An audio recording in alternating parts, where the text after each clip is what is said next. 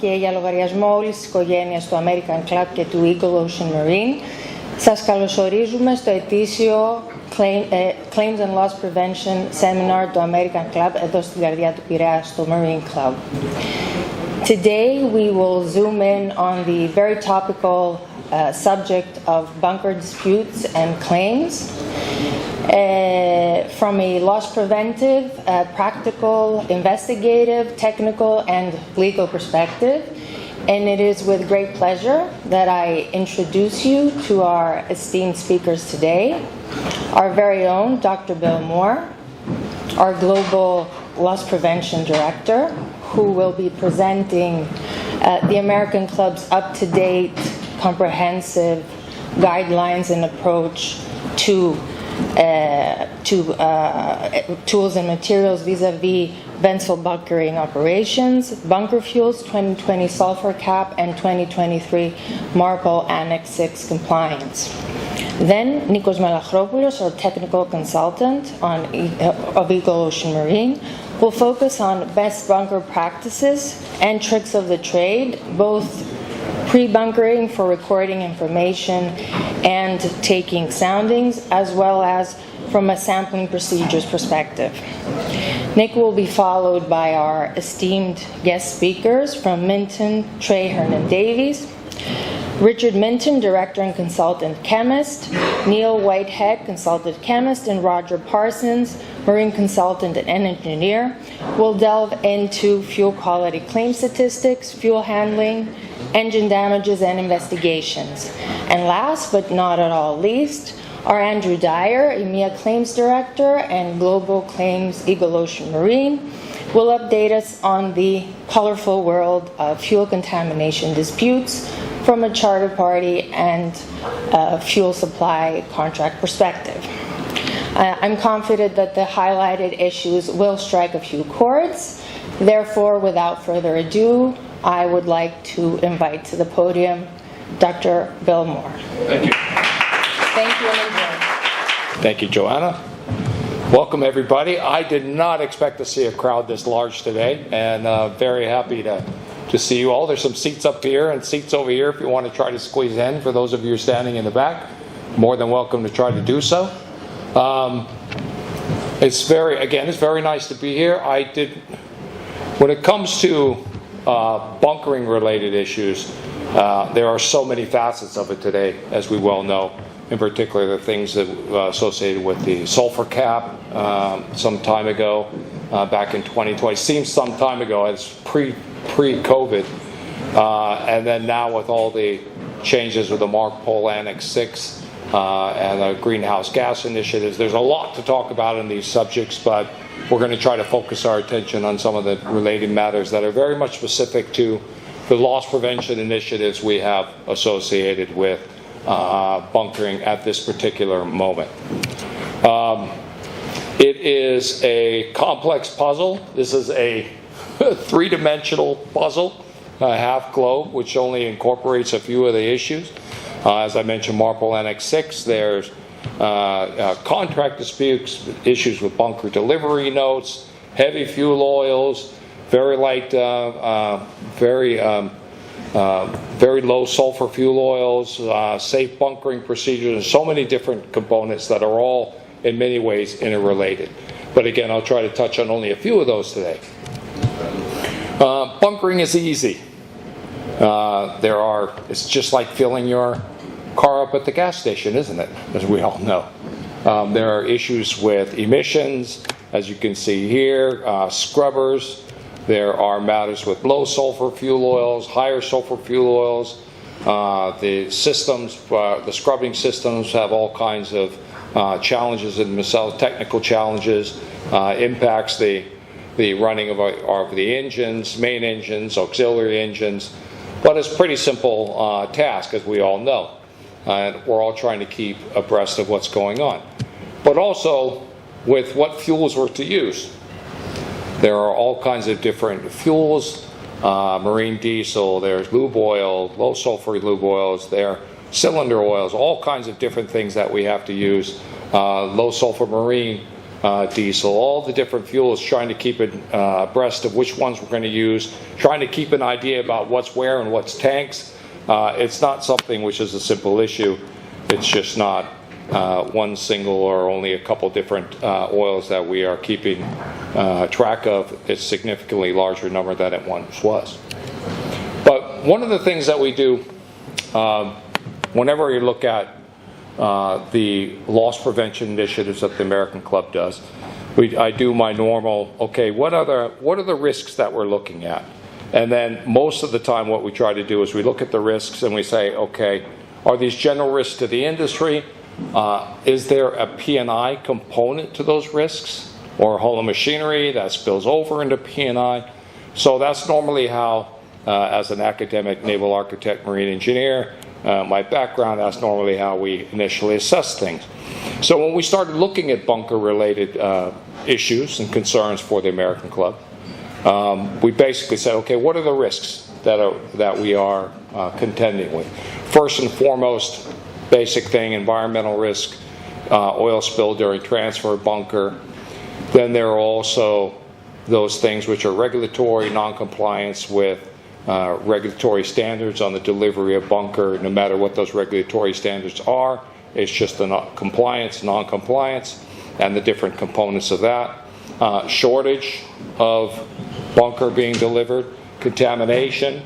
We'll hear a bit about that, significantly a bit more about that from the real experts, Captain Nikos and our three guest speakers today. And then disputes with charters and bunker quality, quantity. I guess Andrew will touch a bit on that today, a little bit later. But that's more or less, in principle, the general concerns that we think, or at least have some impact and some issue for us addressed within the P&I world. So where are we right now with, I don't even know why I discussed this, but I guess we should discuss it, with a sulfur cap. COVID-19, again, took all the oxygen out of the room as a result to basically everybody was concerned about compliance with the sulfur cap at the time. It basically got upended in more or less in the beginning of 2019 with the COVID pandemic. Now we're fast forwarding ahead to 2023, and we know now that it's not sulfur content that we're most concerned about, but greenhouse gases and decarbonization of ships. That's a whole nother discussion. We could have seminars for days on that subject and the various components of that, which I'm sure that at one point in time we'll talk more about that.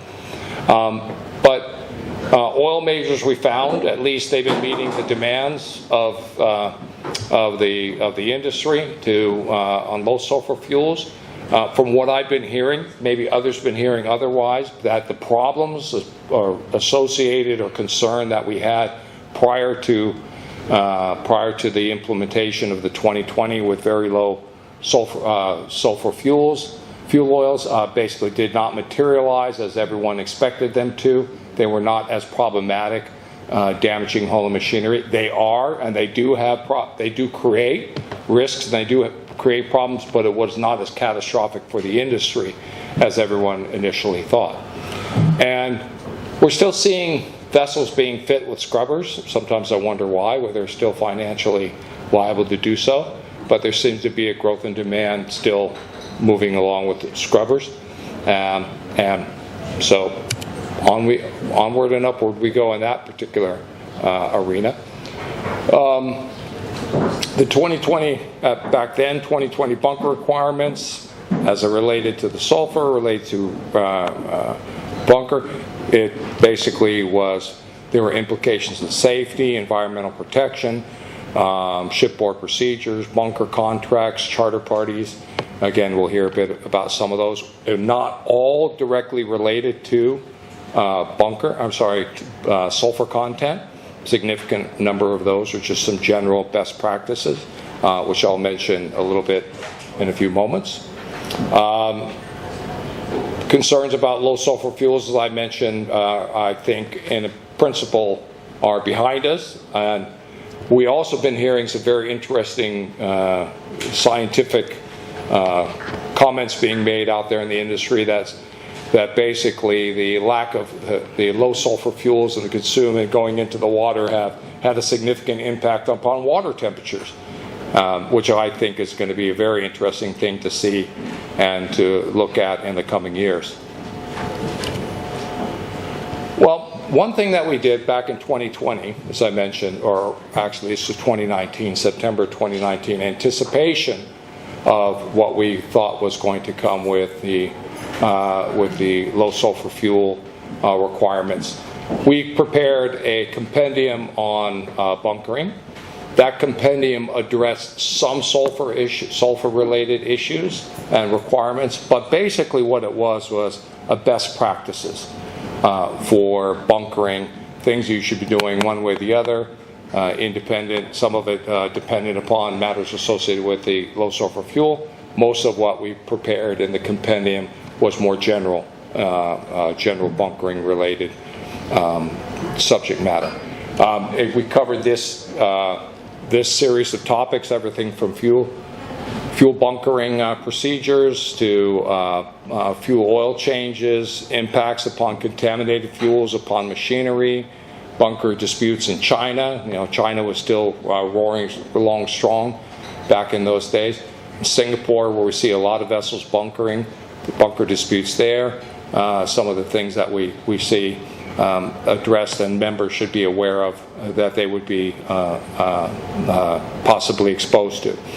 Evaluating charter parties under English law or an American company, although many of the companies actually and many owners do things under English law, charter parties, which are subject to English law. So we address that issue, and so on. There are a number of subjects which we cover. We also, and I get this all the time, when we prepare a written guidance the way we do, people always say to me, "We love your written guidance, Bill, but your animations we really like." And so what we do is that we prepare with bunkering was one of them, steel cargoes, rice cargoes. There are some other related animations that we have. Short, sweet, to the point. We know that Gen Z and even me, much older generation, which I won't name, we would like to read, but we like to. I like to read. My generation is much more into reading texts and manuals and the like. But we know the current generation has no interest in doing anything, reading anything, if they can get away with it. So what we try to do is we try to gear some of our loss prevention initiatives to the sort of younger generation, to the generation of people who are not so focused on reading, as well as not. English is not their common language, or sorry, their first language. So it makes it easier for people to actually look at and see. And we also keep our animations very short and to the point. Some of these, at least the bunker ones, were a little bit longer. Some were between 8 and 20 minutes long. Short, to the point. They could be seen. Excuse me, I don't have my phone. Nikos has my phone. But we have a mobile app. The American Club, I know many of you actually probably know about our mobile app, but we have a mobile app that I try to promote to both our members as well as brokers, but also to remind them that some of the things we have on our mobile app are for seafarers, and they can download the mobile app via Android, via iPhone, and look at those things and look at our animations in that capacity. And these are all accessible to them there. This slide is just a summary we can find at our website under bunker fuels. We have a loss prevention website with lots of different information on it, but very specific to bunker fuels. We have our compendium that I mentioned, and also links to all of our animations there, which are easy to find. There's one of the things that we've been finding with loss prevention initiatives and looking at claims that we have, we can talk about something when it's new and in the press, but then we see, and also from our claims, we see some repeated, let's say, behaviors that impact claims. So, and it's not just related to this, it's related to all kinds of things. Everything from enclosed space entries to bills of lading to proper, clausing of mates' receipts, you name it. Every basic kind of claim, every basic kind of incident that we see. But there's a need to constantly remind people of some of the best practices that are out there. So we know that companies that have very good bunkering procedures do it quite often. There are those who do it often. Tankers, of course, seem to have a better experience with it just because they also load cargo. But the better the practice, the better the procedures, the less likely a bunker-related incident on the claims would occur. One other thing we also know, witnessing, who's witnessing it, what's being documented, is exceedingly important to prevention against claims. There's all the details with regard to the collection and sampling under the MARPOL Annex 6 Regulation 18. I'm sure that some of you are saying we know these things, but it's always good and important to remind remind seafarers and keep it, let them be aware of the details associated with that and the importance of those things. And then we also have issues that we've seen with suppliers. I'm sure you've all had more experience than American Club with this. Everything from cappuccino effects to empty tanks, which are unpumpable with unpumpable fuel, all kinds of different things. Flow meters, pipework, tampering. These are things to be aware of. And we also take into consideration many of these things in the animations that we provided. With regard to sampling, again, these are some common best practices. They're well known, but then again, we also see some problems with sometimes these things are not done properly. They impact the ability for us to actually assist with claims against third parties. But these basic, simple best practices, everything from bunkering operation ID number, dates of bunkering, name suppliers, bunker barge name, terminals, where it's being loaded, all these different things, BDN related guidance, quantity of the bunker, all these basic simple information which is being supplied, being properly recorded, being properly verified, are all important to not necessarily safe operation, but definitely prevention of any, and protecting yourselves in any disputes that may occur. There's also, like I mentioned with the BDNs, there are samples which are being taken. We know that basically 3 samples are which are required under MARPOL with regard to testing. We have been saying, and we've been recommending up to 6 because you never know where else you may need to send your samples for testing depending upon the quality of the bunker, or that is basically there are no issues and concerns with the bunker, and also the real importance of the security component of it to be sealed by suppliers, everything being witnessed, and so on. Okay, these are all important elements and factors to take into consideration. Supplying samples to be taken in manual valves, the locations where samples are to be taken, the content, indicate which tanks are being stored, and the quality and the quantity of those, maintaining the dates of the consumption to be recorded. All these basic, simple best practices we try to address in one form or another in the loss prevention materials that we actually have available to you. Again, these are all available on our website and both electronically, but we also have some paper copies in case you'd like some of those sent to you as far as the compendium is concerned. We have a lot of guidance on a lot of subjects. Again, all of these things are on our website. We also have, which I not talking about today, we also have additional guidance on lube oil and lube oil testing and lube oil maintenance on these, which are also very important. Not bunkering, but relatively similar. But we have a lot of different kinds of cyber, firefighting, mental health. All these different things are all accessible to members on our website. Our comic books, which I hear keep growing legs and walking off the ships because people tend to like them and they take them away with them. We can send you more. Always let us know. We have pocket guides on a number of subjects, including bills of lading, good housekeeping, things which are always very positive for seafarers to be aware of. We also have something which I didn't talk about a lot today, but we have Good Catch. And Good Catch is something that's also accessible on the iPhone or the phones, one way or the other. And the short animations are all available, whether it's the bunkering, whether it's fatigue, bullying, engine room fires, mooring incidents, prevention of mooring incidents. We have all kinds of different subjects of interest that are there. So, I'm about done. It's like taking a drink out of a fire hose. Didn't talk about everything today, of course, but we do have guidance on bunkering-related issues. There are more things which you'll hear about today. It's become a lot more sophisticated, a lot more issues of concern, which will be addressed by my colleagues. Thank you for the time and attention. Appreciate it.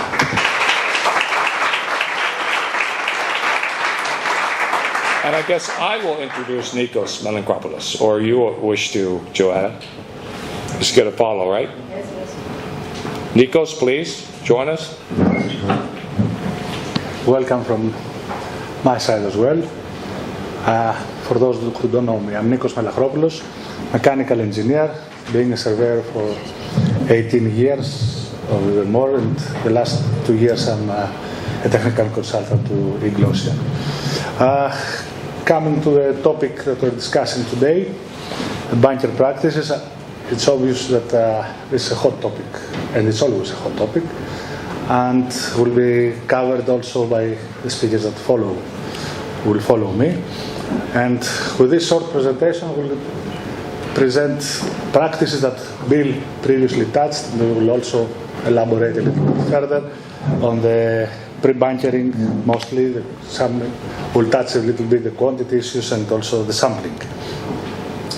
So with respect to pre-bunkering, it may be heard as simplistic and also a little bit known to everybody who is dealing with this industry that, okay, when receiving bunkers, all equipment has to be prepared, make sure that everything is on board and well maintained. Communication equipment should be operational. All the people and the officers that are involved have to be familiar with the operation and have to be briefed beforehand. So for this purpose, the chief engineer mostly has to prepare a plan, where to store the bunkers, how to receive, where to put them, and obviously brief the crew. Communication equipment has to be in order and ready. All filters, the bunker line has to be well prepared, cleaned, ready to receive bunkers. Alarms, bunker transfer system, pressure gauges, all calibrated and in order.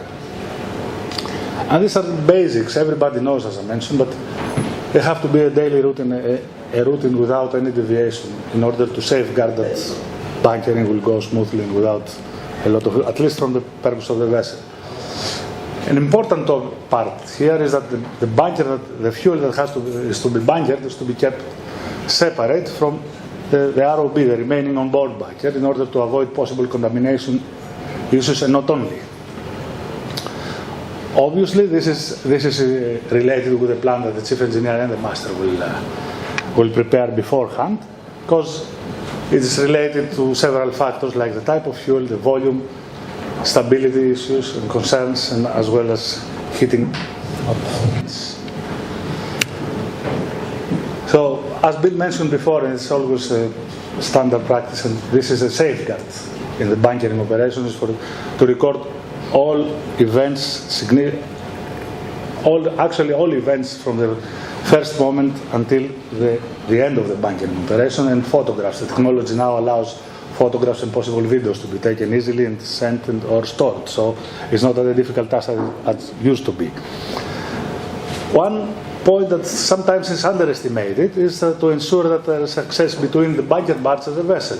So there are excuses that I was not able to board the vessel, I was not able to witness or to take soundings from the bunker barge. So a SOLAS approved ladder has to be there rigged and ready in order to safeguard and ensure that witnesses and representatives from the bunker barge and from the vessel to the bunker barge are there. Touching the quantity issue now, the next topic, is that we have always to remember, as touched before as well, that bunkers are sorted by weight but delivered by volume. So what we do, we take soundings from the ship's tanks and then using the relevant tables and they convert to the figures that we need.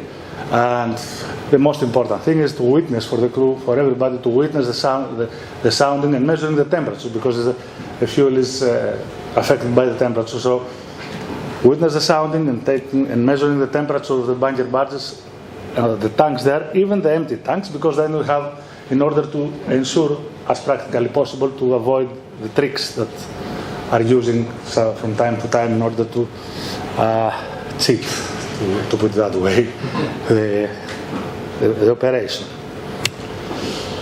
So as I said, should witness at all times the soundings and inspect the sounding tape, ensure the quantity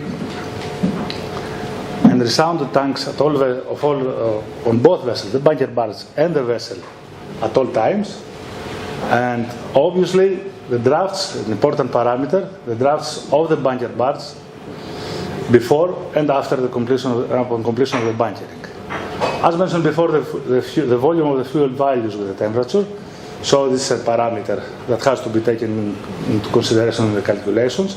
So after the sounding, as mentioned, we use the correction tables in order to get the volume correction factor.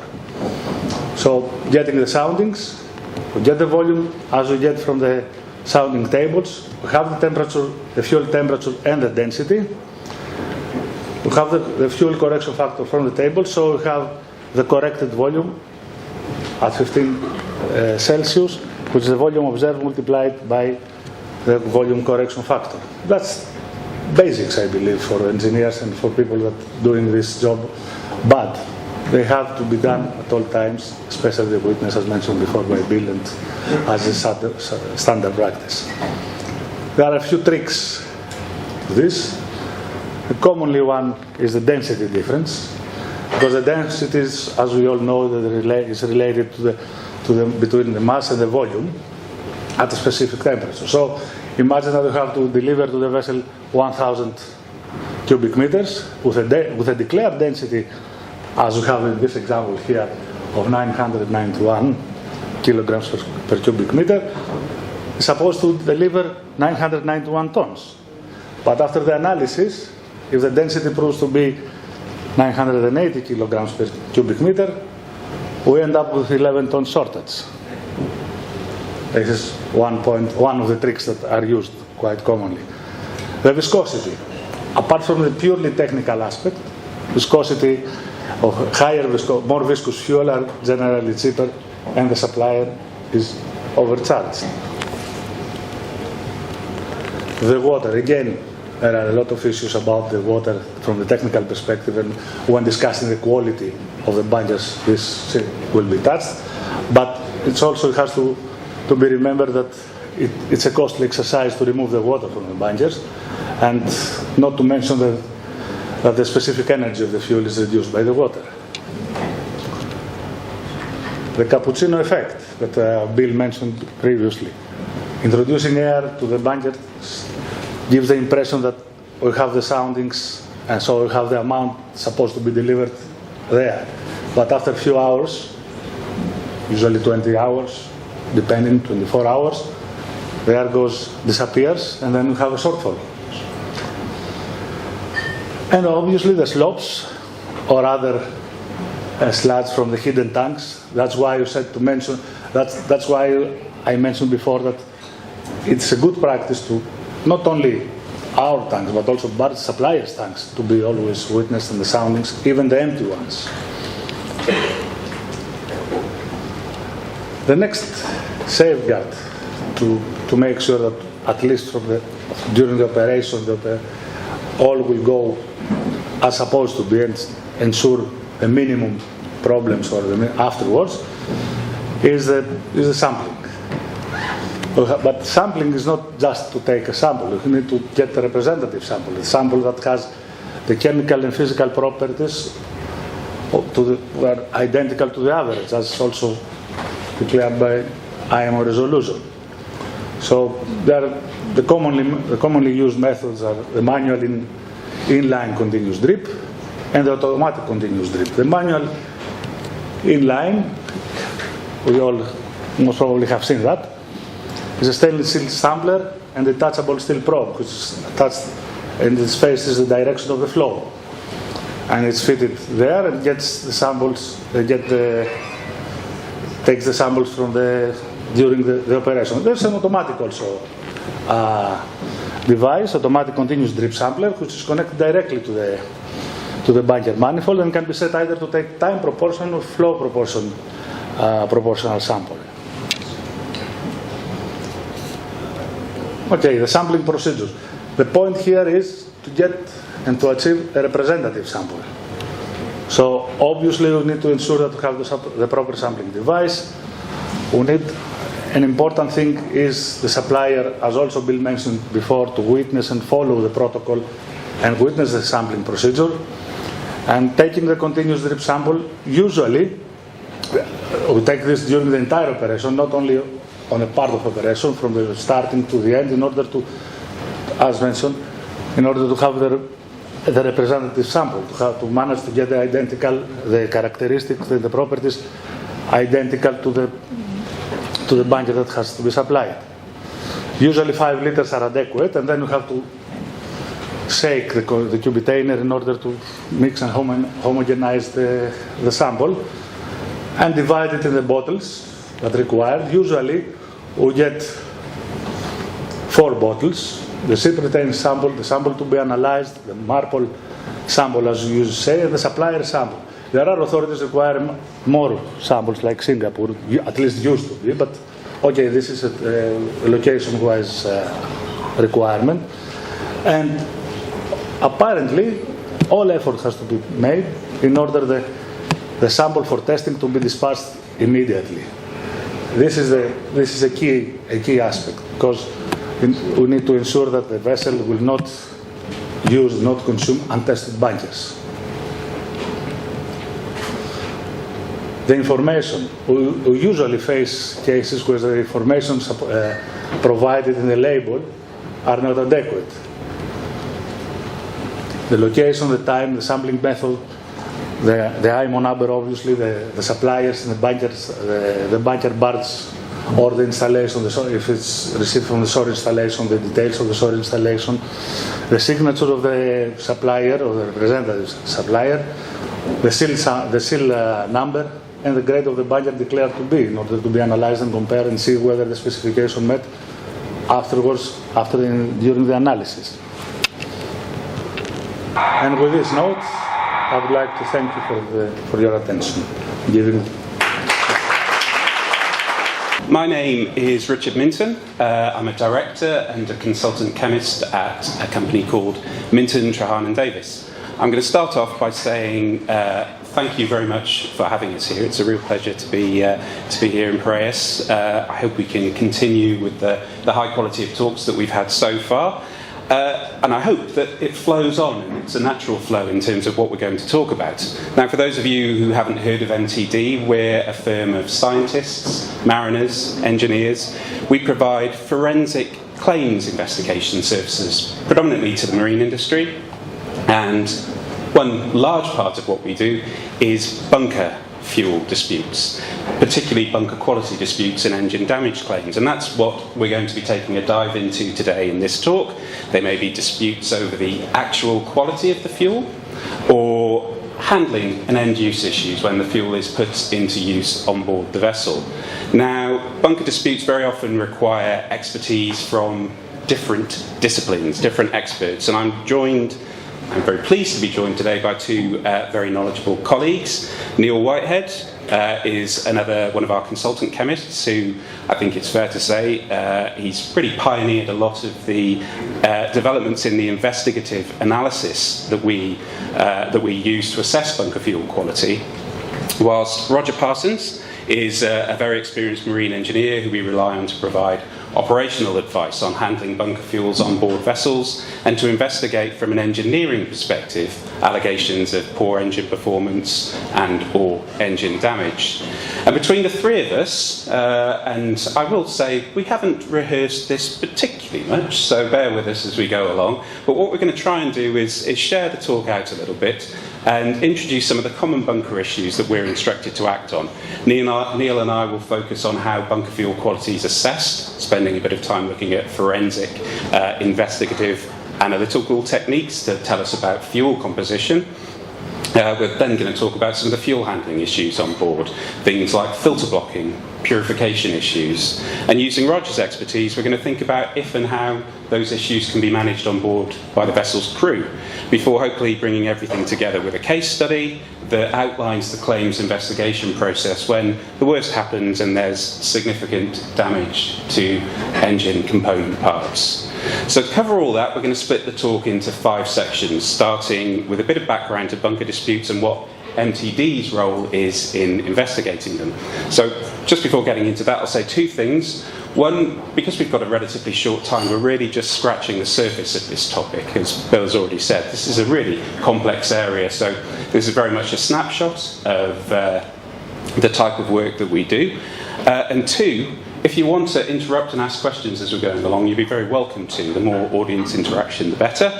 So I'll start that off by asking for a show of hands. How many of you in the audience have actually dealt with a bunker fuel dispute over the last few years? So a fair number. Okay, well hopefully things will be interesting. Obviously, if you follow the bunker industry press, there's a large number of statistical studies done by people like Lloyd's Register, testing labs like VPS, that provide information about fuel quality, including identifying the number of off-specification issues they face, locational quality trends. We're going to give you something far more simple than that, which is just a straightforward graph of the number of bunker cases that we've been involved in during each of the last 5 years. We choose 2019 as a starting point for a number of reasons.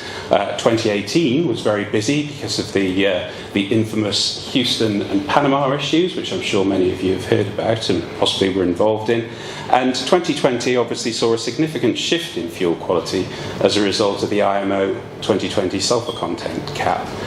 Now, what I would say, you can take away a few key observations from this. At the end of 2019 and going into 2020, we saw quite a lot of issues with fuel stability, problems with vessels handling the fuel on board, and obviously some disputes over sulfur content. What's developed now and what we're seeing certainly over the last couple of years is more and more issues relating to questions over the composition of the fuel. Are they contaminated with something that renders the fuel unusable by the ship? And that's what we're going to focus on. So moving on from that simple chart for the purposes of this presentation, we can split the types of disputes we handle into 3 broad areas, namely questions over fuel quality. Does the fuel meet the ISO 8217 requirements? That might be for sulfur content or flashpoint or total sediment, or it may be a question over the presence of what we might call deleterious materials. Some people might call chemical contaminants in the fuel. So are those present in such a form and at such a concentration that are going to cause issues when the ship puts the fuel into use? The second area is disputes over the actual handling of the fuel, excessive sludge formation in strainers, filters, purifiers. And then the third issue is end-use issues. The fuel's got to the engine and the engine is having trouble actually running on the fuel. And we're going to touch on each of those throughout the talk. Now, from our point of view, the investigation point of view, the type of dispute very much influences the extent of the investigation that's required. A simple question over compliance with specification of sulfur content, for example, might just require a review of documents for us to give some advice, maybe a joint analysis. More complex fuel handling or end-use issues like excessive sludge forming in purifiers, which is what you can see on the your right of the slide as you're looking at it, might require not only a document review but possible joint sampling, joint analysis, joint inspection to allow us to reach a conclusion on the cause of the issues that have been faced and how they can be resolved, if they can be resolved. Now, I've mentioned joint surveys and joint analysis a couple of times, and we've already had from the previous speakers the importance of things being witnessed. So why is that important? It's not only important in the routine, it's important in the investigative side of things. So if we're going to look into a fuel quality dispute, our recommendation would be to do that jointly with the other interested parties. If we're going to a joint analysis, for example, all interested parties should be invited to send a representative to be present. And the purpose of that is to ensure that the analysis is actually properly undertaken. That doesn't simply mean watching seals being broken, but staying for the duration of the testing to ensure the correct samples are properly handled and tested against a suitable test protocol. And I'll give a quick example of why that's important in a minute. We might be involved in that process in two ways. One of our team of consultants would often attend at one of the joint inspections, surveys or analyses, and it's quite possible that the analysis might take place in our own labs in the UK. I'll come on to why in a little bit. But on the consultancy side, we've got quite a big team of people who deal with bunker disputes, ranging from chemists to marine engineers, but also metallurgists, materials scientists.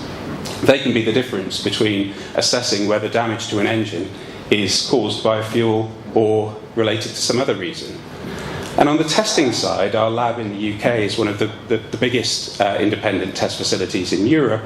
We've got, I would say, unparalleled experience in terms of the analysis that takes place to investigate bunker fuel issues. Now, we regularly attend third-party labs to witness testing. And the example I wanted to give about why that's important, Neil was probably too modest to tell you this himself, but he was attending witnessing analysis, some GCMS, and we'll come on to what GCMS means shortly, but compositional analysis of bunker fuel at a major lab in the UK, when he realised that their calculation procedure that they were using to quantify the levels of different species in the fuel was actually wrong. And they were massively underestimating the levels as a result of this mistake. Now, had no one been there to witness and check that, the results would have been wrong and unreliable, and everyone would have been making assessments as to how to deal with the problem on the basis of unreliable data. And obviously that's why we come in. That's something that we're trying to avoid. Because when you want to mitigate a problem, resolve a problem, you want to do so on the basis of reliable evidence. Now that seems a good point to move on to the question of how do we assess fuel quality. We had a very informative presentation earlier on touched on bunker fuel sampling and the methods of how to take samples during delivery, which are usually the contractual samples under a charter party. But when it comes to some sort of dispute situation, it might be necessary, and in our view is often very helpful, to look beyond the continuous drip samples taken at the time of delivery. So if a fuel is suspected of causing, or if there's concern that it might cause handling or end-use issues, then samples from certain points in the vessel's fuel pre-treatment system, which is what you're looking at here, can be extremely useful. As an example of that, we might look to take samples from before and after the vessel's purifiers to assess the efficiency with which catalyst fines, cat fines, are removed. This is all well and good in theory, but in practice, taking reliable and representative samples of fuel oil from a vessel's bunker storage and storage tanks and treatment system is fraught with difficulties.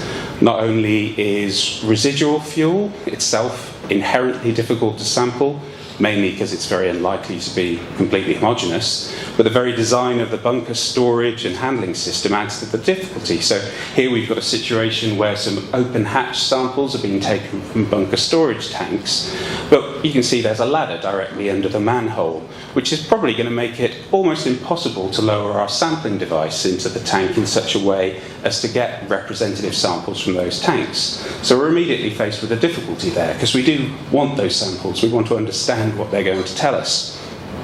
Often samples are taken via a transfer pump, as is happening in this picture.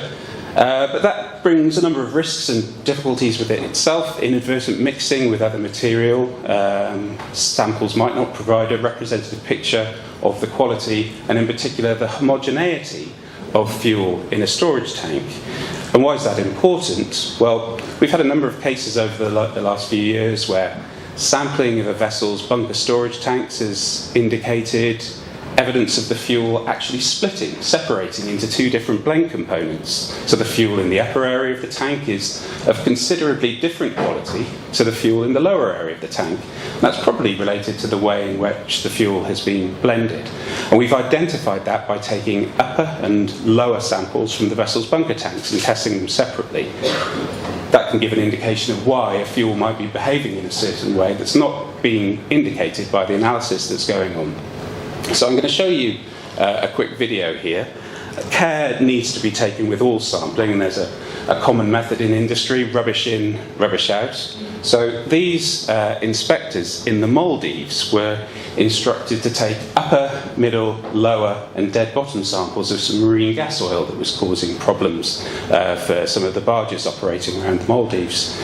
Now, again, it would be nice to have a bit of audience interaction. If I told you that an upper sample was taken 1/6 below the depth of the liquid below the surface, can anyone tell me what these people might be doing wrong? Anyone willing to put their neck on the line and interact and say? Or am I going to have to pick on someone? In which case it's probably going to be Bill. Can you see what's happening? So their instructions were to take upper samples, middle samples and lower samples, but they're actually using a thermometer, a cup thermometer, to take these samples. Now what happens when that enters the liquid? It immediately fills up from the surface. So we were trying to assess whether particulates were settling out of the material over time. Had we not been there to see what was going on, we would have got a completely misleading set of samples out that were labelled as one thing, but were actually representative of another. So clearly, sampling is incredibly important. I've said our lab is very well equipped with a lot of sophisticated equipment, but if the samples are unreliable, it doesn't matter how good your testing is, the results will be rubbish if the samples are. Now, any discussion of bunker fuel quality almost always begins with the ISO 8217 international standard, the latest edition of which is the 6th edition, published in 2017. It's the starting point for our assessment of fuel quality.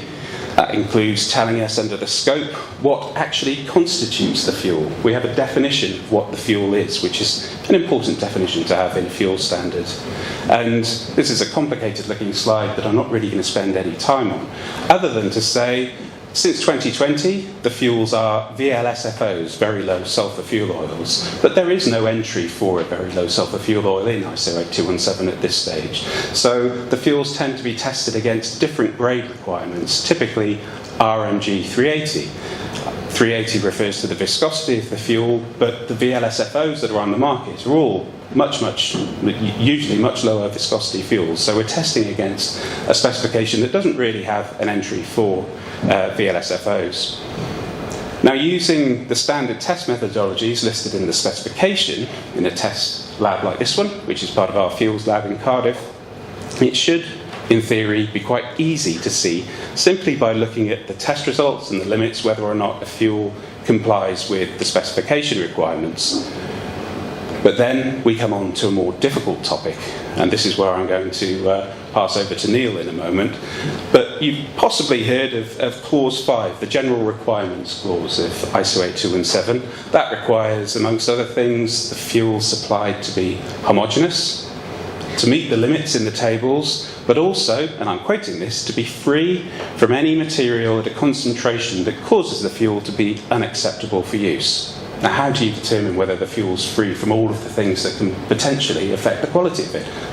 It's very, very difficult. And that's actually recognised in the standard in Annex B, where there's a section on what they call deleterious materials. And it effectively can be summarised as noting that identifying and determining the concentration of a material that causes the fuel to be unacceptable is very, very difficult for a number of reasons.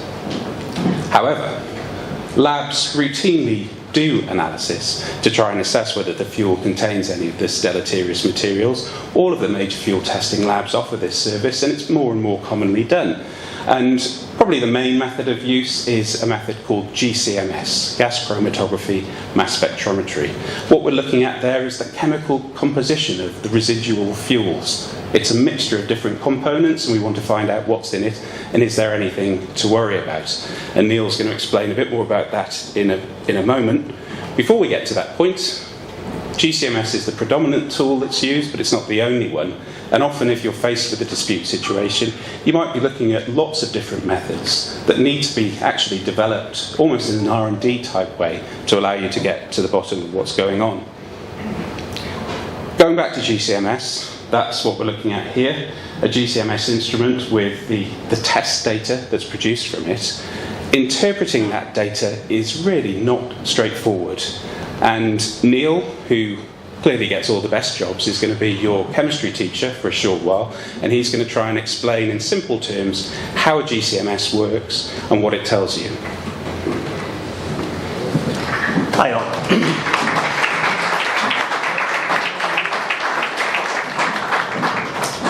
So what is GCMS and why are we using one? So as Richard's already said, we're looking for deleterious materials or potentially deleterious materials within the composition of fuel. Fuel oil is an incredibly complex chemistry. It's got thousands of different components in there. And without using a GCMS, we're not going to be able to interrogate that composition. So our GCMS is a bit of a black box, but essentially it's made up of two main components. It's made up of a gas chromatograph, which is going to separate all our different compounds out in our fuel and allow us to interrogate those. And then we've got some sort of detector. Now, on a GCMS, we're going to inject our sample. We have basically a column in there, which is going to spread out all the different components within our fuel. Those will get injected into a detector, which bombards them with little electrons, blows up the compound, and then our detector captures that information and it displays it on a system. Now, this black box is incredibly sensitive, and we can get down to as low as 1 part per million of individual compounds. Now, 1 part per million sounds very small, but if you were crazy enough to take a drop of ouzo and put it in 1,000 litres of water, we'll be able to detect that with this system. So, very, very high sensitivity. When we get our data off our GCMS, it's going to give us some nice pretty pictures like these two down here. So these are GCMS profiles. We see there's lots of little spikes here, and all these are different compounds coming off our machine once we spread out that fuel oil. From very small light components at the front to much heavier components near the back. But each individual peak is not an individual compound. And the GCMS is not a black box which is going to give us our answer and tell you what's in there instantly. We have to have specialists which look at this data and try and interrogate and pull out from that GCMS profile what's in that fuel. So key to that is how we actually take our sample and prepare it. So I don't know who's seen GCMS results on quality allegations or reports before, but there isn't just one GCMS technique. The GCMS technique itself is a black box, but how we actually prepare the sample first is going to allow us to extract different information out of that sample. So here one of our chemists is preparing a fuel oil sample. She's going to use this apparatus first before we put it into the GCMS to extract polar compounds, those compounds which contribute to an acid number, out of the sample, get rid of 99.9% of the sample, just so we can concentrate on those polar compounds which might be of interest. So that's one technique.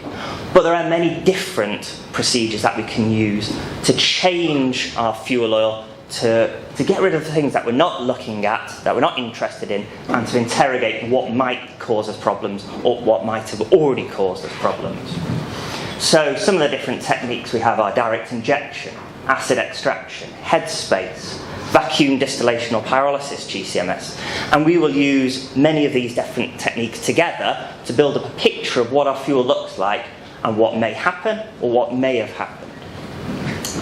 As you'll see on this slide, many of these techniques are actually in-house methods. So an in-house method is something which has been developed by a laboratory and doesn't have an international standard and isn't used in other labs. It's proprietary. Now this is both a blessing and a curse. Having international standard methods like we do for the standard ISO 8217 Table 2 test allows lots of different labs around the world to do the same test and to give us a comparable answer. But using in-house methods, one lab might tell us there's something in there, and another lab might tell us something different in the same fuel. So we can have problems in that aspect.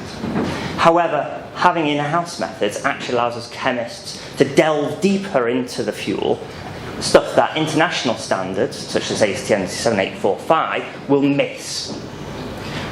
So just going on to that, ASTM 7845, the only international GCMS standard for residual fuel oil, it only detects 29 compounds. Well, we know there's thousands in there, but you're only looking at 29. So what are you missing? And we'll come back to that later. An example.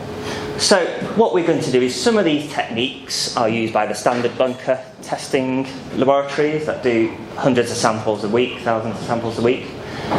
And they can be used before you actually use the fuel. So it's going to give you some information of what's in there. And then they may give you some advice or some guidance on, well, we think it does this or we think it does that. And that's before you use the fuel. When we do investigations and we've had a quality issue, we may use several of these to together give us information of what the fuel was, what it contains, does it meet specification, and actually if it contains something which causes it to fail specification, actually did that cause the problem? Just because there's something in there which wasn't meant to be in because of in accordance with the fuel spec doesn't mean it's actually caused us a problem, and we'll use those. One of the other techniques we've got, pyrolysis GCMS, is incredibly useful and quite rare in bunker testing, but it allows us to take deposits from engine components, from purifiers, from anywhere within a fuel system, and to actually look what those deposits are. So one example is finding acrylates, polyacrylates in fuel pumps, which may have caused them to seize, or polyethylene, which has blocked fuel filters. And we can tell what those deposits are. We say, okay, it's polyethylene, we've identified that now, and now we go back to the fuel itself and we find it in the fuel. Or was it not in the fuel in the first place? Is it from a previous step? Has it become mixed up? So these techniques allow us to look at the composition, but also work together to identify and pull out what's caused the fuel quality issue. As we said, there's different techniques, and they look at different components of the fuel.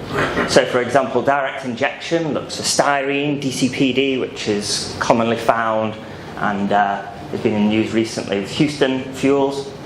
And it allows us to find components which identify cashew nut shell oil. Now, cashew nut shell oil isn't an allowable feedstock for use in fuel oil blending, and there was a spate of issues last year involving this component, which was used in blending.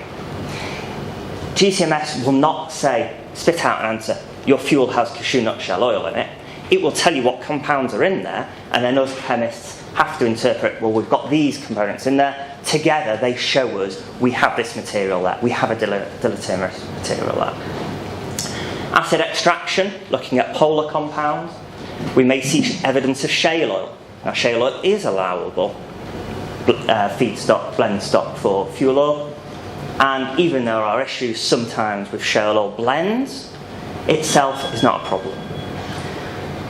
Headspace GCMS, we're looking at very light components. And vacuum distillation is a different technique that some labs use to look at similar compounds to the direct injection. So overall, we have lots of different techniques, and we'll utilise those in different ways to have a look at our fuel problem. Hand back over to Richard. Thank you. it's very kind of you to clap, but we're going to be coming back and forth a little bit, so I don't think you would have clapped me if you knew I was coming back. That's the end of your chemistry lesson for now from Neil. Your exam at the end will be fairly easy. It's a brief overview of some of the factors that can influence the assessment of quality, both from the perspective of sampling and subsequent analysis. But ISO 8217, the international standard for bunker fuel quality, spent a bit of Roger's expertise to talk about what's going on the ship. So I showed you a picture, let me see if I can put this up a bit. I showed you a picture earlier of a fuel pre-treatment system. This is another similar one, a common plant on board the ship that allows the fuel to be treated in such a way that it's cleaned of certain impurities that render it in a suitable condition for injection into the engine. This is a fairly typical plant, but say we take the issue of cat fines, catalyst fines. Now, as I said, we're going to switch a little bit. Neil, you're back on. Actually, I lied about the chemistry bit. Neil's very briefly going to tell you what catalyst fines are. So, you may have heard of catalyst fines before. They're microscopic, generally spherical, small, very hard particles, harder than steel, which can cause us problems in our engine when they get in there. Now, catalysts are used within refineries themselves, in the refinery units, to produce and increase yields on valuable commodities. But they come from the refinery into some of the blend stocks we use for fuel oil production. And that's where they come from. So it's a known contaminant, if you were, but it's a known part of fuel oil that we have to manage on board. Okay? Thanks, Neil. So the ISO 8217 spec includes a limit on the amount of cat fines, these contaminating little hard spherical particles, in the spec. And for the most common grade, RMG 380, the limit is 60 parts per million.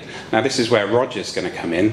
Roger, perhaps you could explain a little bit about what an engine manufacturer tells their end users in terms of the delivery of fuel, the cat fines level that's required, and the cat fines level that's required at the point of injection into the engine. Yeah, I'm a marine engineer. I work very closely with Neil because a lot of the claims require chemistry and engineering, and so we see many different cases. Cat fines is probably the biggest enemy to any ship owner, technical manager, chief engineer, because if you get them into your fuel pumps and cylinders, they're going to rub everything away because they're very abrasive, and very shortly you're going to be opening up your engine and changing rings, pistons, fuel pump parts. The engine maker, MAN, probably spends more time trying to educate ship owners about cat fines than anything else. There's so many service letters issued. MAN would tell you that despite the Table 2 limits, which are not applicable to their engines or Wärtsilä for that matter, and in fact Wärtsilä have two engine specifications. One, the standard Table 2, which may or may not give you the service intervals you're looking for, and the more stringent one, which will, in their view, give you at least the service intervals you're looking for, and maybe even more. But of course, you've got to pre-treat the fuel to a quality better than normal procedures. So on the MAN would tell you that if the parts per million of cat fines exceed 25, forget about the ISO 2 spec, 25, you should put two purifiers on. Because you need two purifiers to try and bring those levels down to 15 ppm for short operating periods and nearer to 10 or less for continuous operation. If you want to achieve service intervals as they lay down, like 8,000 hours for a fuel injector, 16,000 hours for a fuel pump inspection. So if you use it, so what many times we see that they don't use two purifiers. They call the other purifier, the second purifier not running, the standby. But it's not really a standby machine at all. It's there. It has a specific purpose to be used when the contaminants are too high. And the reason for that is the best operation is to have two machines running and put 50% of the fuel that you need each day to operate the ship, through each purifier.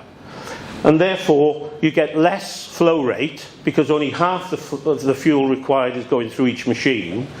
And the simple matter is, the longer the fuel is under centrifugal force in the purifier disc stack, the cleaner it will become. So the cap fines will reduce. But it's not quite as simple as that either, because cap fines below 5 microns become even more difficult to remove from the fuel. The larger ones, higher density, they travel to the periphery of the disc stack and they fall out into the sludge space and then they're pumped out. But the lighter ones, the 4 to 5 microns, which are equally as damaging, can actually remain in the fuel and go through with the clean fuel outlet to the service tank. I don't know if you want to put the...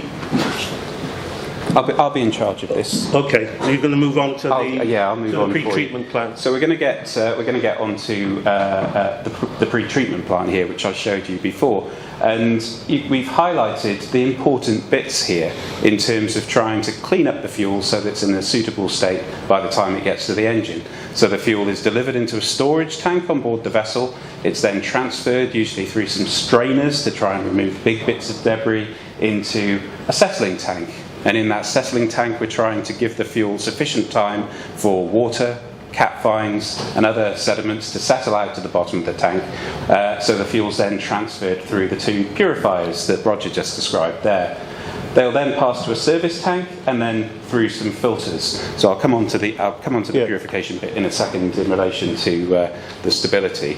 But if, for example, you are an owner who receives a Lloyd's Register FOBAS fuel report that tells you have 90 milligrams per kilogram or 90 parts per million cap fines in your fuel, and they issue a red alert saying that they wouldn't expect the cap fines level to readily reduce, then you might actually come under a bit of pressure from the fuel suppliers or the charterers to try and use the fuel. A few years ago, back in the days when the 2005 specification was in place, the maximum limit was 80 parts per million cap fines. So this isn't too far away from that.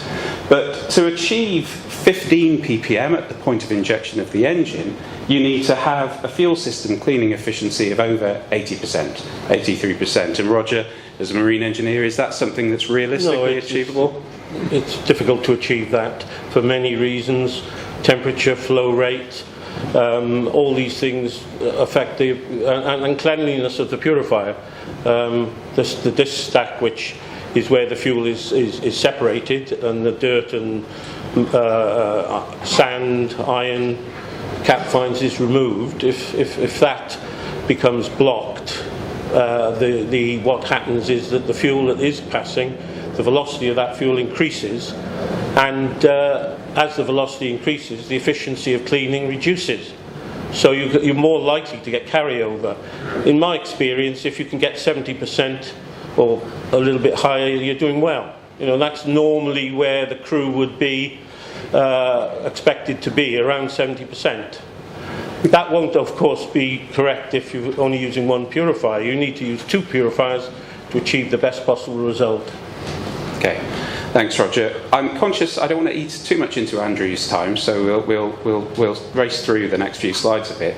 But we're going to go briefly back into the world of chemistry and look again at a GCMS report here by a well-known testing lab. That tells us that there are 2 components in the fuel that, according to the lab, not only render the fuel off specification, which is a contention that we at MTD would disagree with, but mention the possibility of operational problems such as sludge formation. So quite rightly, the owners who receive this test report are concerned about the fuel, about putting it into use, what's going to happen. They don't want to have blackout issues because the fuel is causing so much sludge that it can't be handled on board the ship. They can't supply fuel to the engine. Roger was talking about the purifiers earlier. This is the inside of a purifier with a load of sludge that's formed. And Roger, perhaps if you just quickly explain what that sludge formation does to the operation of the purifier. What we're looking at there is the bowl, the disc stack's been removed, so what you're looking at is the sludge space. That's what's come out of the disc stack in the sludge space underneath the bowl, around the periphery. And one of the problems is, as you can see in that photograph, it doesn't come out evenly. So what happens is there's an imbalance. Purifiers operate at several thousand RPM. So when you get the imbalance of sludge, the machine starts to vibrate, and quite shortly afterwards you'll get an abnormal alarm telling the chief engineer that he's got a problem there. He'll stop the machine, inspect it, he'll find the sludge, and this is the start of it. So this is the abnormal alarm. Yeah, from the ship. you can see there that the alarm is in that column, and this column here on the right-hand side is the recovery period. So in that first alarm, it went off at 2024, and then the recovery is 2029. That's when the alarm, if you like, condition was placed back to normal. But these abnormal alarms are the start of problems where the sludge build-up, coming from a blocked disc stack, and these are the alarms that have to be attended to, and you can only do that by opening up the purifier. There's no other way to remedy the problems without opening it up, remove the stack, split it open, clean it, and try to discover what's causing it. During which time there's no fuel. During which time you're running on your service tank, it's not being overflowed, and you could get fuel pressure problems with filters blocking, and then of course that leads to engine slow down and stop. Thanks, Roger. So just in the interest of time, we'll skip forward a little bit. There are ways in which you can try and assess whether or not the fuel is going to be able to be used in such a way that you don't have these problems. As I said, owners would quite rightly have concerns if they were given a test report that says the fuel is prone to sludge formation, and they may not want to try and use the fuel. But from a dispute perspective, they are going to need to try and prove to charterers and suppliers that they've acted prudently.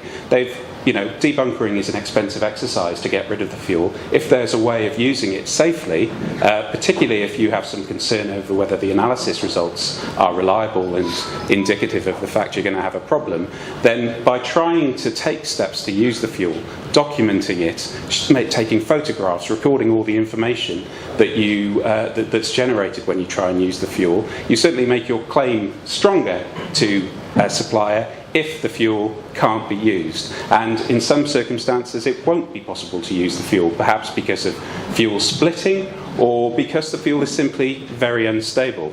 So we've got a video coming up here. This was a vessel... See if I can turn the sound off. There we go.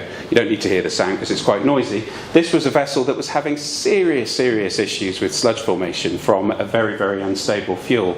And what you just saw on the slide there was about 20 black sacks of sludge that had been removed from some of the tanks, the service tanks and the settling tanks. And what we're going to follow through here, I think this is the service tank. And what you've got inside is the poor crew having to manually dig out sediment from this unstable fuel. So obviously this is a horrific thing to have to do. That fuel is not usable. It can't be used by the ship. This was a stability issue. This was a very unstable fuel. But the testing that was done at the time on the delivery samples gave no indication that the fuel was going to behave like this. So what's going on there? There's something very strange. Are those samples unreliable? Or is something else going on? Is the test not fit for purpose, perhaps, the measure of stability? So there are all sorts of questions to be answered there. Now, I'll show you a few more pictures. The problems with stability are related to these molecules that are a natural component of the fuel called asphaltenes. And those are some pictures of very magnified asphaltenes. They're actually microscopic in size. That's about 1/10 of a millimetre.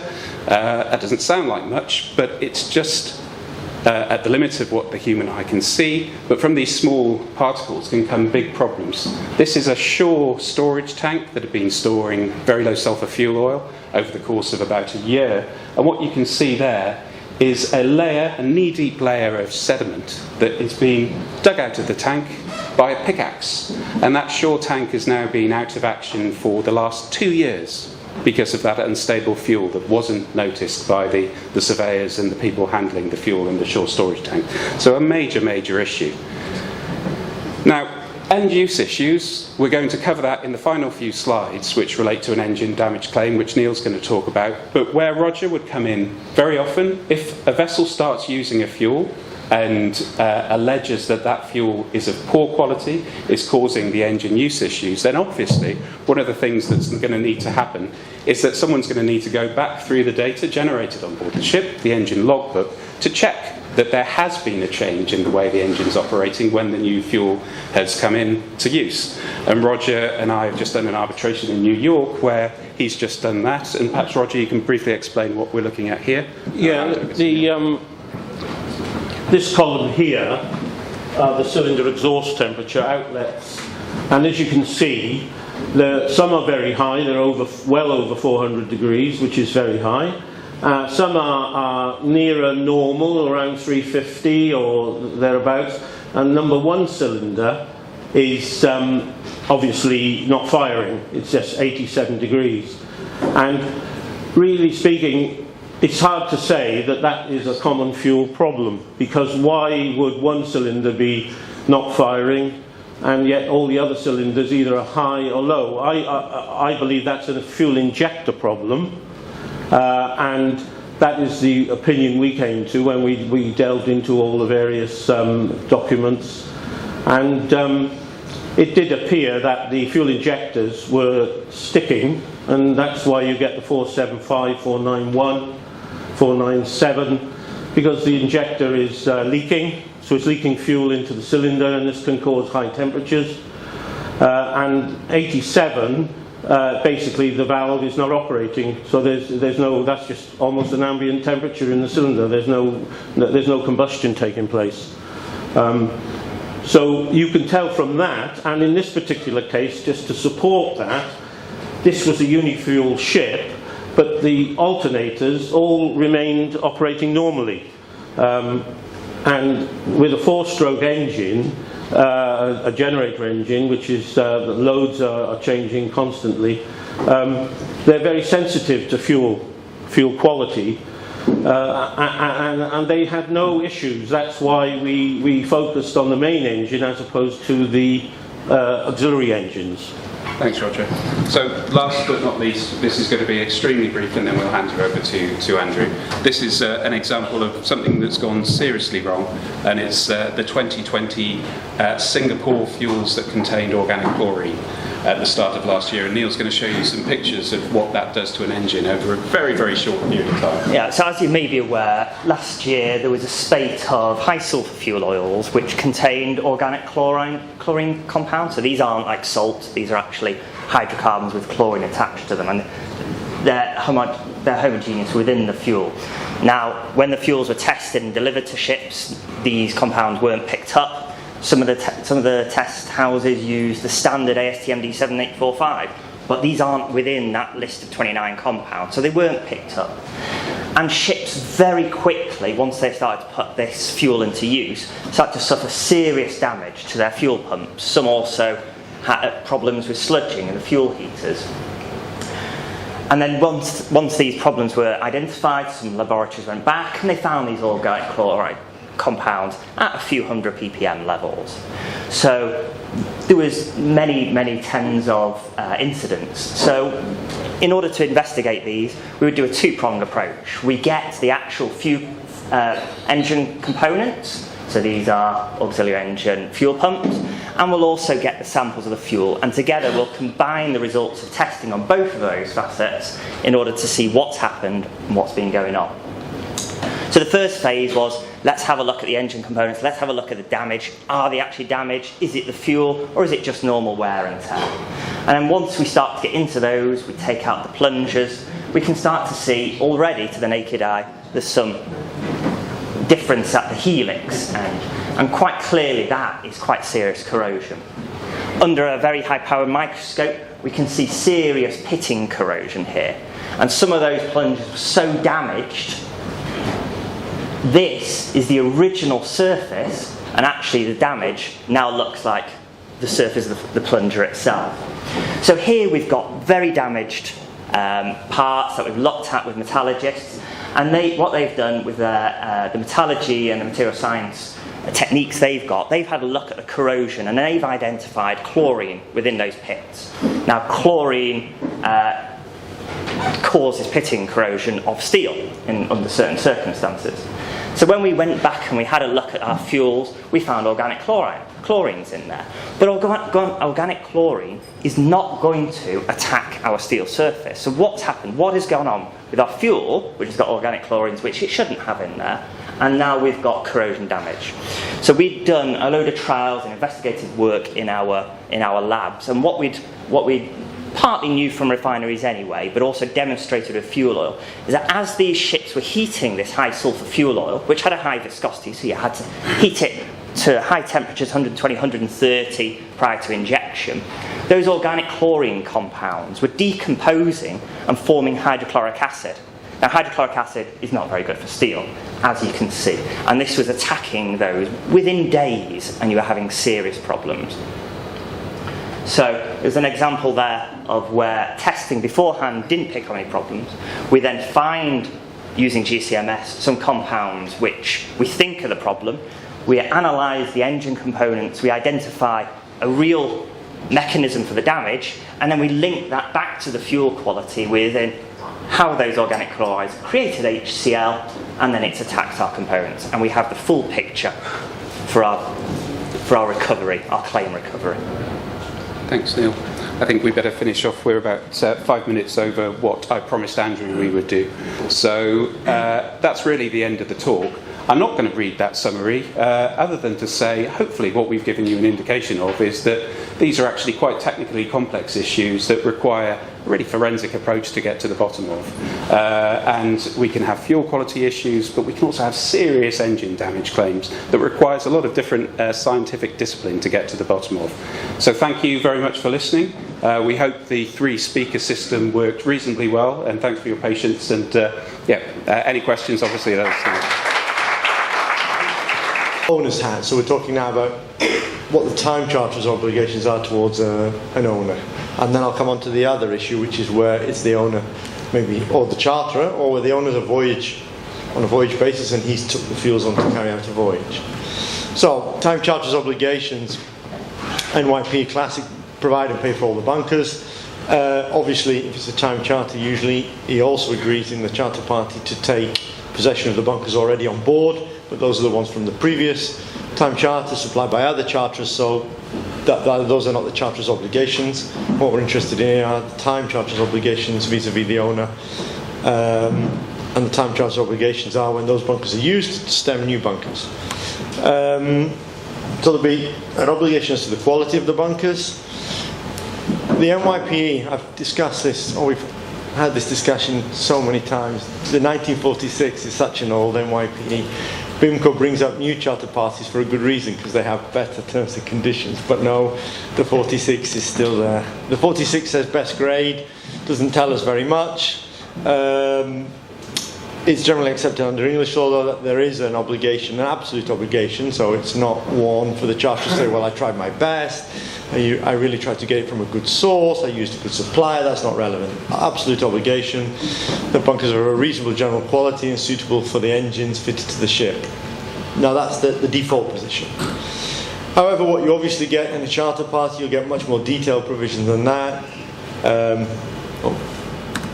Okay, so for example, here's a NYP 2015, goes through it in more detail. That's again the latest version of the NYPE, so it says bunkers of the agreed specifications, stable homogeneous nature and suitable for burning, and then they come to the international standard that's been mentioned before, 8212, and this is, the NYPE is a bit old, 2012, I think you said now it's at 2017. That's right. Yeah, I don't understand what the differences are. Presumably they're not huge between the, I think the biggest one was the change in the cap fines. They're not huge, but the general requirements clause change was quite big between 2012 and 2017. So right. That's where the main change is. So in some ways this is now even the NYPE is out of date. Yeah. As a standard clause. Yeah. Okay. And then it makes it clear that charters are responsible if the bunkers aren't of suitable quality. So that's so a more updated charter party has a more detailed provision as to what the charter's obligations are. What you'll then typically find is rider clauses, either setting out their own standard clauses or using the BIMCO clauses. There's a few at the moment. The BIMCO quality and liability clause is basically the NYP 2015 that I just showed you. The bunker quality control clause is a bit more detailed in terms of making specific reference to how you take the samples. So it comes to the point that Nikos made and that the chaps made about using the continuous drip sample without going, however, into detail as to whether the charterers are liable. It doesn't say that. And then there's another clause, bunkering operations sampling clause, again focused at trying to make sure that the sampling is done properly, because the two things we heard that stand out for me from all the speakers was how you take the samples and that the samples are being witnessed. Those are absolutely, if two things are taken away from today, it must be making sure that you're doing the sampling properly and making sure that you're witnessing the sampling. It seems to me those are absolute fundamentals, and a lot of the time problems arise because those two basic things are not done and missed out, and then we don't know exactly what we're dealing with in terms of the provenance of the bunkers. So I think it's fair to say that the way things are, usually because people use either the NYPE, the 2015, or because they're using some of the BIMCO clauses, that contractually the position between the owner and the charterer is fairly clear. In other words, the charterer has to supply a certain set of fuel meeting certain qualifications, and the owners have a claim if they don't. In terms of it's complicated, as we heard, in terms of how you analyse those fuels and work out if they cause a damage, but it's relatively straightforward in terms of who's responsible for what under a charter party. But, and this comes to all the things that we've heard today, if you end up with your vessel having damage to the engines, it's on the owners to establish causation and work out that, say and prove that this fuel has caused this problem. Which means that all these issues that we've discussed today are absolutely critical. How did the bunkers, how were they received? Witnessing. I've seen sometimes that we've talked about the samples that Nick said, how many samples on which type of samples, but usually sometimes you don't have a clue. There's too many samples being taken, not quite sure what the sample numbers are, not quite sure where those samples are. I mean, you can get quite a lot of confusion even over the simple issue of where are the samples and what are the bunkers that have been, the samples that have been taken. The fuel history, if you're going to put fuel in a tank that's already full of fuel, then you're going to have allegations from the charter as well. It's not an issue of the fuel, it's because it's been commingled with other fuel, there are combustion issues, nothing to do with our fuel was perfect. So knowing what you had in the tanks before, are they empty, are they clean, etc., etc. Obviously, it's critical taking a snapshot of the damaged parts. There's nothing worse than a surveyor turning up if things have already been removed, been cleaned, been fixed, then you're not able to know exactly a snapshot. You don't know exactly where is the damaged part and what did it look like. And fuel management issues. In terms of, we've talked about, I think everyone mentioned it, that the labs set up fuel testing programs so that you sample the fuel before you use it. You may not have time to do that. It may take, I don't know, how long does it take for Phobos to come back, for example, once you put fuel on board, typically, if you use Phobos? 7 days, 5 days? Well, yeah, you've got to take into account how long it takes to get the sample to the lab. Exactly, but on average, from your experience? Yeah, I think, once it's in the lab, the testing, the minimum testing time is at least a day, and if they're doing things, probably 24 hours. But it could take to get it today? It could take a week, all right. Not longer. So if it takes a week to get it and you're under pressure to use that and you don't have enough of previously tested fuel on board and you start using fuel that you haven't tested, then the charterers are going to jump up and down and say, well, you haven't you've not acted properly. Oh, is it too far away? Lift up the microphone. Oh, I'll lift it and hold it. There you go.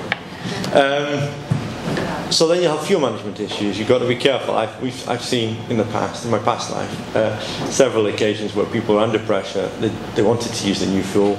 It was too far to get the fuel to the lab. The lab was taking time, and then they burnt it, and then they had issues. You came back, and then the point was made. Well, the charter said, well, you could have tested the fuel. You're partly responsible for the damage that's now been caused, and that causes a huge dispute.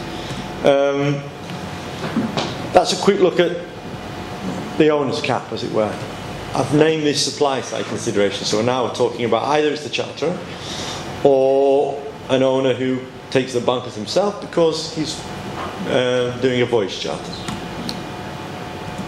And he will typically have ordered the bunkers either from a bunker broker, a bunker trader.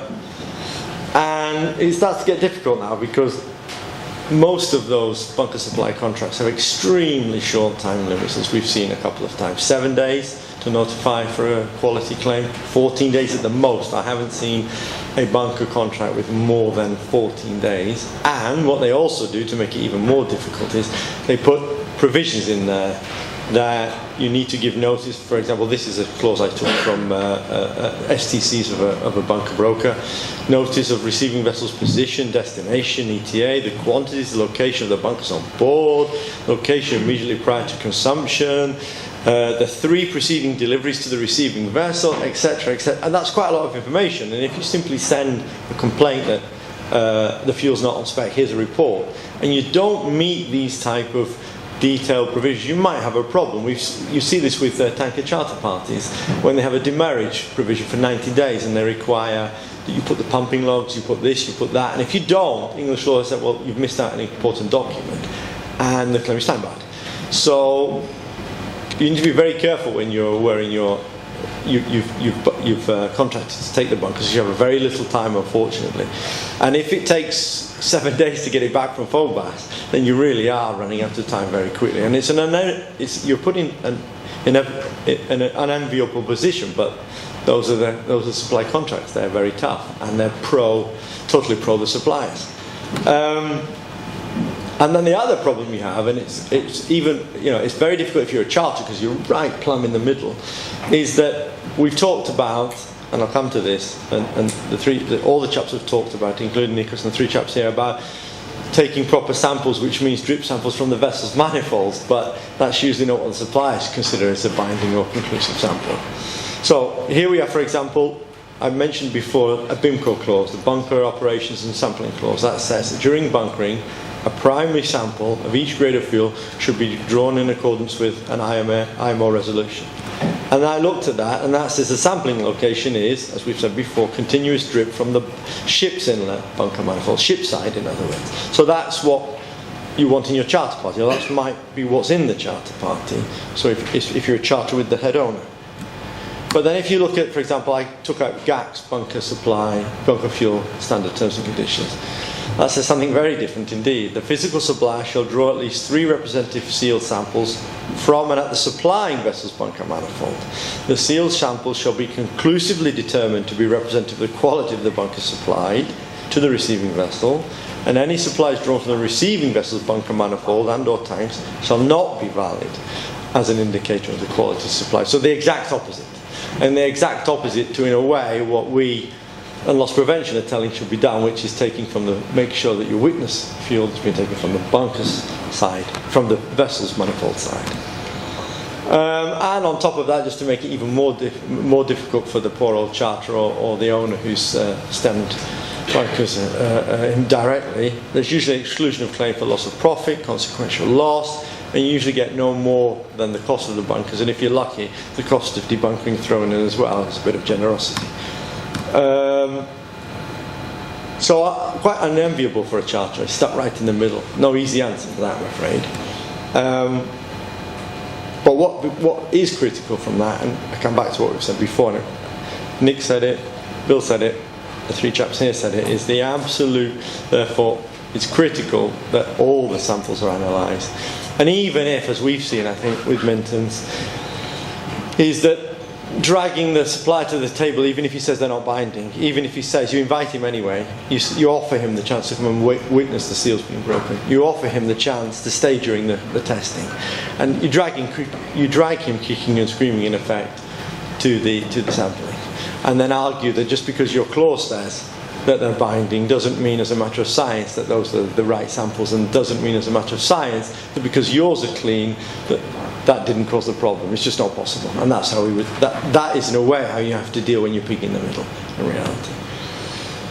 And it's it's an issue because if you're the owner who has voyage chartered his vessel and you have bunkers on board which are causing problems and they are causing an engine breakdown, you then get into seaworthiness issues, because obviously if a vessel's bound to break down and she had bunkers on board which were contaminated from the beginning, then you're going to have a seaworthiness argument. You will say as an owner, well, I acted due diligently, I did my analysis, 4 bus came back clean. It may be that there are other issues. I can't remember the expression now, GCMS is the, yep, I couldn't possibly have found these, etc., etc. But if, for example, you've burned bunkers without waiting for the testing, well, then you can have a real problem with your due diligence or arguments there, for example. That was it. It was sweet and short. I just wanted to pull together certain things I'd heard. If anyone has any questions on me, on any of the other speakers while we're still here, we can pull them back. They're all still here. If not, I think we have something to eat and drink. Yeah, of course, yeah. Listen to this seminar, and I hope it was informative and helpful. And obviously, as Bill had mentioned, there's a lot of things on the website, and please do download the mobile app. It's very easily accessible. It gives you access to a lot of things that can be useful when you're traveling or when the seafarers on board the ship. But what we would love is if there are other topics or other issues that you deal with or that you face, please tell any one of our staff, or Bill obviously as head of loss prevention, or Joanna here as head of the office here. And having said that, can I get whoever is here from the Greek office to come up in front and just so people can see some of the people that work for us now. Guys, Joanna. I mean, it's an opportunity because we've grown a little bit over the last year. Grown a lot over the last few years. Yeah, so now, in case people don't realize it, the Greek office actually has not only claims people like we did originally, which in 2005 we began as a 4 or 5 person office, I think. And some of us are still here today.